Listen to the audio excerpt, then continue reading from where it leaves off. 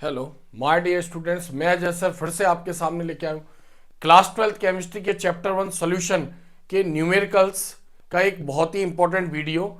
जैसा कि मैंने आपको बताया है कि जितने भी मैंने वीडियोस बनाए हैं वो 1 to 10 चैप्टर केमिस्ट्री के क्लास 12th के एमसीक्यू और ऑब्जेक्टिव पर बेस्ड हैं, जिनके क्वेश्चन भी बताए हैं और उसके साथ उनके आंसर भी बताए हैं किस टाइप से वो एग्जाम में पूछे जाते हैं।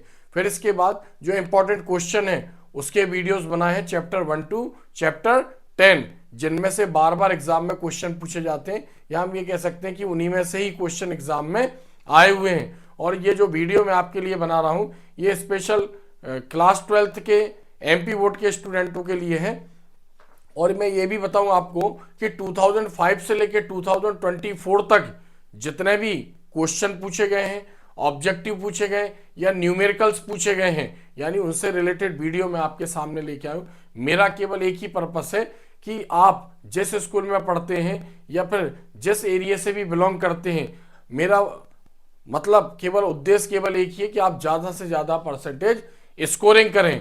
तो अभी तक जो मैंने वीडियो बनाए वो केवल इंपॉर्टेंट क्वेश्चन पर बनाए हैं। तो जैसे हम जानते हैं कि जो केमिस्ट्री है उसमें फिजिकल केमिस्ट्री का जो पोर्शन है, जैसे सोल्यूशन हो गया, इलेक्ट्रोकेमिस्ट्री हो गया और केमिकल काइनेटिक्स हो गया, इनमें से न्यूमेरिकल्स भी एग्जाम में पूछे गए हैं। सॉल्यूशन, इलेक्ट्रोकेमिस्ट्री और केमिकल काइनेटिक में से सबसे ज्यादा जो न्यूमेरिकल्स पूछे गए हैं वो सॉल्यूशन में से पूछे गए। इलेक्ट्रोकेमिस्ट्री से बहुत कम न्यूमेरिकल एग्जाम में पूछे गए, वो भी मैं वीडियो आपके सामने बनाऊंगा, आपके सामने लेके आऊंगा। चैप्टर 3 केमिकल काइनेटिक्स से भी लिमिटेड न्यूमेरिकल्स पूछे गए हैं, उसके भी क्वेश्चन और वीडियो में आपके सामने लेके आऊंगा। तो आप बने रहिए मेरे साथ। आज हम यहां पर देखते हैं क्लास 12 केमिस्ट्री के चैप्टर 1 सॉल्यूशन से रिलेटेड कुछ इंपॉर्टेंट न्यूमेरिकल्स। फर्स्ट चैप्टर है सॉल्यूशन। चूंकि इसका पहले मैंने इंपॉर्टेंट क्वेश्चन पर वीडियो बनाया, आज केवल हम न्यूमेरिकल्स की यहां पर बात करेंगे। तो important numericals for MP board exam 2025 class 12 chemistry. तो यहां पर हम फर्स्ट क्वेश्चन देखते हैं। यहां पर question number 1, find the molarity of solution of NaOH with concentration of 4 grams per liter. The molecular weight of caustic soda is 40. मैं आपको बता दूं यहां पर जो NaOH है, चूंकि हमने सॉल्यूशन पढ़ा है, सॉल्यूशन मतलब होमोजीनस मिक्सचर ऑफ टू और more than two pure substance, यानी ऐसा मिक्सचर जिसमें दो प्योर सब्सटेंस हो, जिसका अमाउंट कम होगा वो सॉल्यूट कहलाएगा, जिसका अमाउंट ज्यादा होगा वो सॉल्वेंट कहलाएगा। तो यहां पर जो NaOH है 4 ग्राम्स पर लीटर, यानी 4 ग्राम 1 लीटर में डिसॉल्व है। तो हमें यहां पर क्या बताना है, हमें यहां पर निकालना है इसकी मोलरिटी निकालनी है। क्या निकालनी है यहां पर? मोलरिटी। चूंकि यहां पर उसका मॉलिक्यूलर वेट यानी मोलर मास दिया हुआ है। मॉलिक्यूलर मास यानी NaOH का जो कमर्शियल नेम होता है वो कॉस्टिक सोडा होता है, और इसका जो केमिकल नेम होता है वो सोडियम हाइड्रोक्साइड होता है। इसमें दिया हुआ है क्योंकि ये क्वेश्चन आया होगा तो उसने क्वेश्चन में दिया होगा, बट आप ध्यान रखना कि ज्यादातर जो मॉलिक्यूलर वेट है यानी मोलार मास या मॉलिक्यूलर मास ये एग्जाम में नहीं देते हैं, ये हमें निकालते आना चाहिए। तो कैसे निकाला? 40।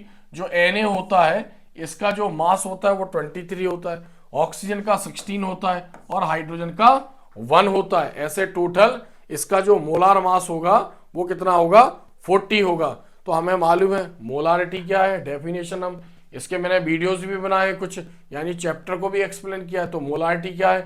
Number of moles of solute dissolve in 1 litre of solution is called molarity of the solution. फिर फॉर्मूला हमें याद होना चाहिए, molarity equals to number of moles of solute upon volume of solution in litre. तो यहां पर दिया है लीटर, तो हम लीटर को चेंज नहीं करेंगे। तो यहां पर जो मोल्स होते हैं वो होता है मास अपॉन मोलार मास। तो मास कितना दिया है? 4 ग्राम। मोलार मास कितना दिया है यहां पर? इसी में दिया है 40, और नीचे इंटू 1 कर देंगे, इसको कैलकुलेट करेंगे तो इसका सोल्यूशन निकल आएगा। हालांकि मैं आपको बार बार फिर बता रहा हूं कि अभी तो केवल मेरा पर्पस केवल आपके सामने इंपॉर्टेंट क्वेश्चन के वीडियोस लाना है। हमारे पास टाइम रहा तो 1 बाय 1 जो हमने क्वेश्चन पर या न्यूमेरिकल्स पर वीडियो बना रहे हैं, इसको हम बहुत जल्दी इसका सोल्यूशन निकाल कर यानी इसका सोल्यूशन के साथ भी वीडियो में अपलोड करूंगा। नेक्स्ट क्वेश्चन है यहां पर नेक्स्ट क्वेश्चन देखते हैं।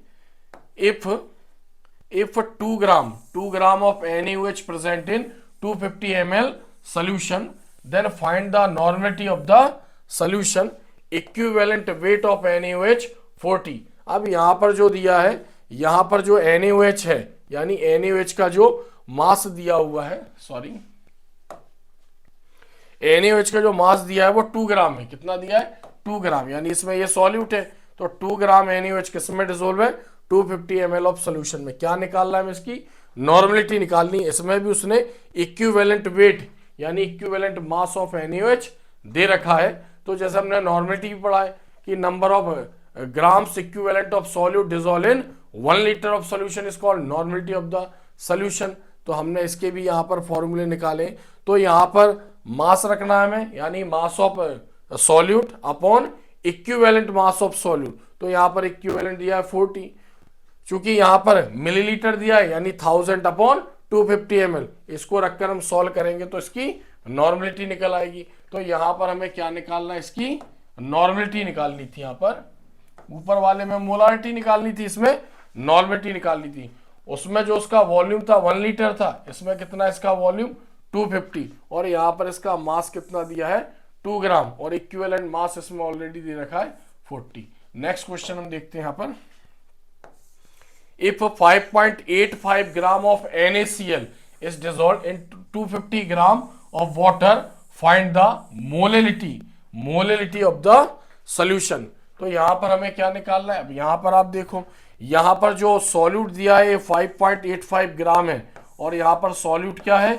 NaCl है। किस में डिसॉल्व है? 250 ग्राम ऑफ वाटर में डिसॉल्व है। वाटर मतलब सॉल्वेंट, और हमें यहाँ पर क्या फाइंड करना है?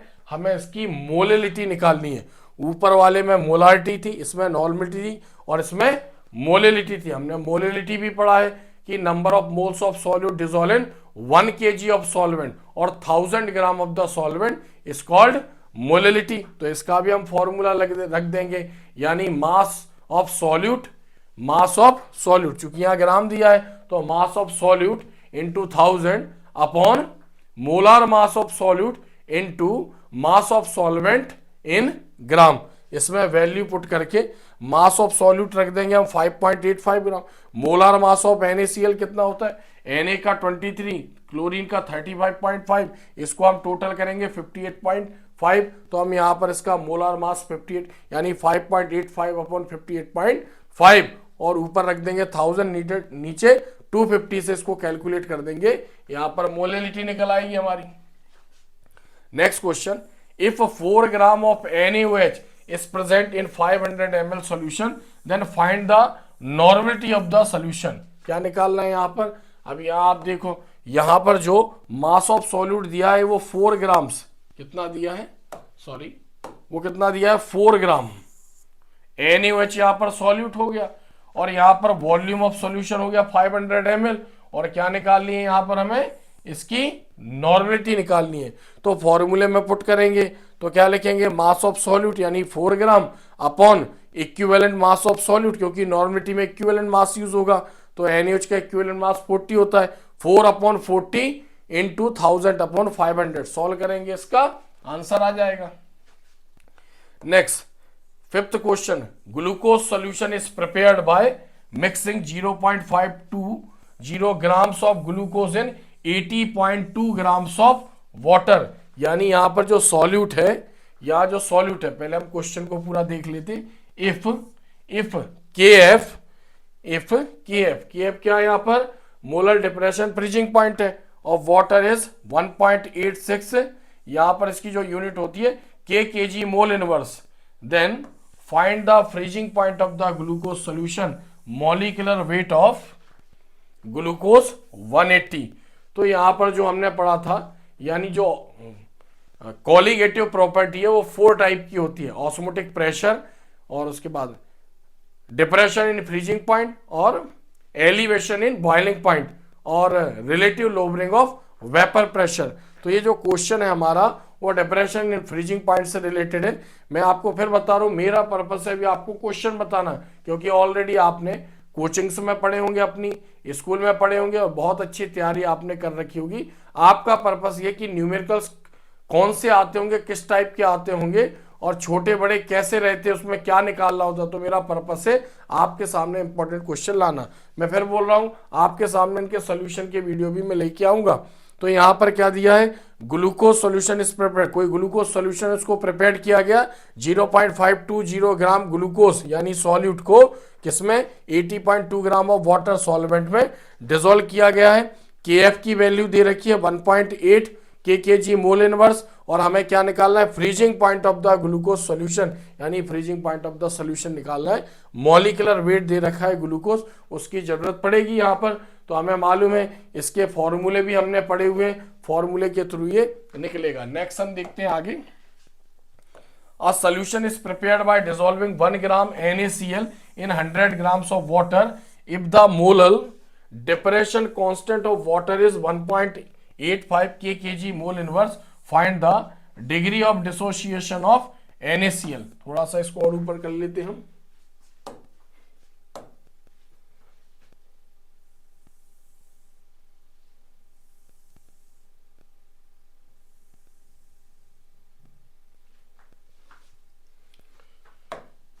Degree of dissociation, depression in freezing point for NaCl solution is 0.60 kelvin. तो हमें ये इसको सॉल्व करना है।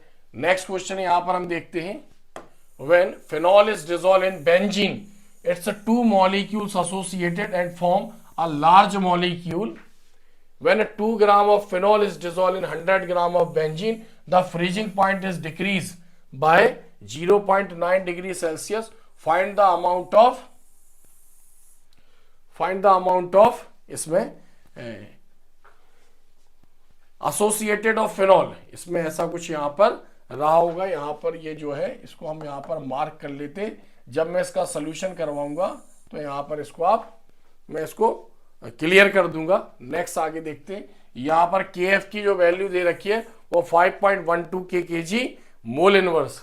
नेक्स्ट क्वेश्चन यहां पर देखते हैं, on dissolving 4 gram of urea in 100 gram of water, the depression in freezing point of the solution was found to be 1.24 degree Celsius.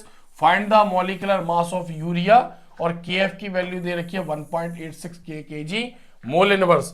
यहां पर मैं बता दूं, जो डिप्रेशन इन फ्रीजिंग पॉइंट और एलिवेशन इन बॉइलिंग पॉइंट से जो related question आते हैं एग्जाम में आते ही हैं। और अभी हमने बताया कि मोलारिटी से रिलेटेड भी पूछे गए हैं, नॉर्मलिटी से भी रिलेटेड पूछे गए हैं, और मोलारिटी यानी मोलिलिटी, मोलारिटी, नॉर्मलिटी, इनसे रिलेटेड क्वेश्चन एग्जाम में पूछे जाते हैं। बहुत ही सिंपल टाइप के न्यूमेरिकल्स आते हैं एग्जाम में। और डिप्रेशन इन फ्रीजिंग पॉइंट और एलिवेशन इन बॉइलिंग पॉइंट से रिलेटेड आते हैं।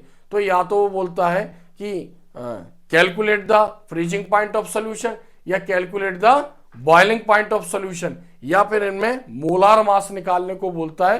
तो दोनों फॉर्मूले एक दूसरे में कन्वर्ट हो सकते हैं। मोलार मास निकालने को आते हैं इनसे रिलेटेड, या फिर calculate the freezing point of solution और boiling point of the solution. दो टाइप के क्वेश्चन आते हैं, मोलार मास और उसके बॉइलिंग पॉइंट और फ्रीजिंग पॉइंट निकालने को आते हैं। Next question 9, 12.5 grams of urea is dissolved in 170 gram of water. The boiling point elevation was found to be 0.63 Kelvin. For water, it is 0.52 kg mole inverse. So calculate the molecular mass of urea. अब आप देखो मैं क्या बता रहा हूं यहां पर, बॉइलिंग पॉइंट। अब हमें समझ में आ जाएगा कि बॉइलिंग पॉइंट से रिलेटेड फॉर्मूला लगाकर हमें इसका मोलार मास निकालना है, और ऊपर depression in freezing point, depression in freezing point से रिलेटेड फॉर्मूला लगाकर हमें इसका यहां पर मॉलिक्यूलर मास निकालना है। तो या तो पूछता है boiling point of freezing point, ये क्या बोलते हैं, calculate the freezing point of solution, या calculate the boiling point of solution, या फिर मोलार मास, दोनों से रिलेटेड निकालने के लिए पूछा जाता है। Next question, the depression in freezing point of an aqueous solution is 0.385 degrees Celsius if kf equals to 3.85 kg mole inverse and kb equals to 0.712 kg mole inverse. Find the elevation in boiling points. तो elevation in boiling points पूछ रहा है यहाँ पर, यानी del T भी निकालने को पूछ रहा है। यहाँ पर एक होता है calculate the boiling point of solution, यहाँ पर एलिवेशन इन बॉइलिंग पॉइंट यानी डेल टी भी यहाँ पर हमें फाइंड करना है वैल्यू पुट करके। नेक्स्ट क्वेश्चन, 18 ग्राम ग्लूकोज का फॉर्मूला दिया है, is dissolve in 1 kg of water in a saucepan at what temperature will be water boil at 1.013 bar. Bar क्या होती है, इसकी प्रेशर की यूनिट होती है।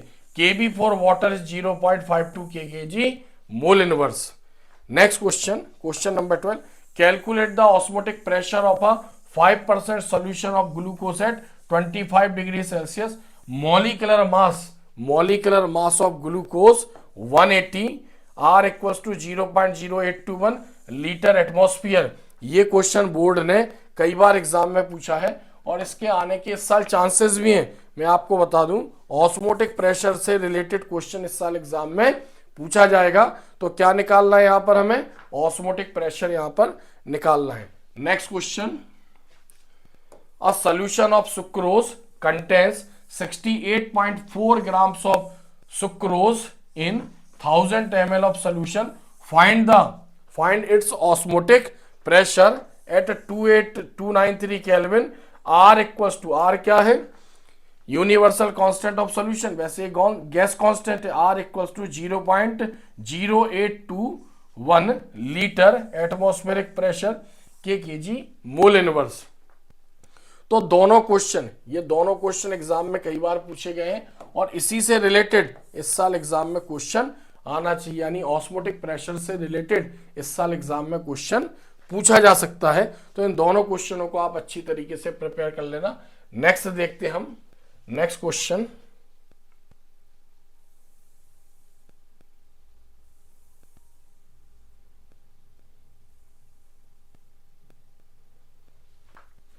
Question number 14.